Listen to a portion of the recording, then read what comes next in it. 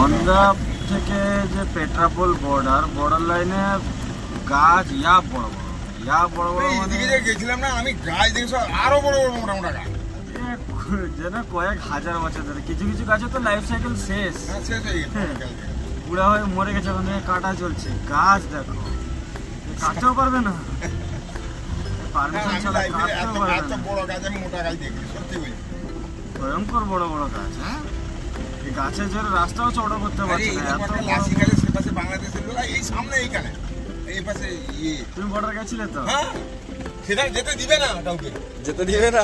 এ শুধু স্থানীয় বলে তো, এ স্থানীয় একে চেনে বলে, এ বলে এ কোন আদমি হ্যাঁ हमारा फ्रेंड है।